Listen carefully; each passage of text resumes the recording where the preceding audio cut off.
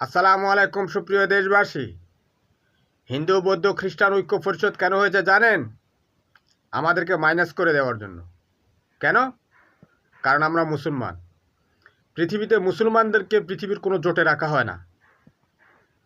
হিন্দু বৌদ্ধ খ্রিস্টানদের সাথে তারা এই তিন দলের কেন জোট করলো? হিন্দুদের সাথে ভারত আছে, নেপাল আছে। বৌদ্ধদের সাথে চীন, মিয়ানমার, থাইল্যান্ড, লাওস, কম্বোডিয়া আছে।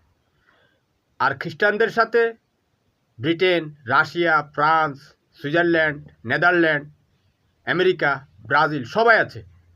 অর্থাৎ ইউরোপের পুরা ধনী সবগুলো দেশ এবং আমেরিকা। তার মানে কি, তাদের জন্য হিন্দু বৌদ্ধ খ্রিস্টান ঐক্য পরিষদের জন্য সবাই রয়েছে, সারা পৃথিবী রয়েছে, শুধু মুসলমানদের জন্য নেই। তো মুসলমান মাইনাস কেন? কারণ হিন্দু বৌদ্ধ খ্রিস্টানরা জোট করেই মুসলমানদেরকে শেষ করবে।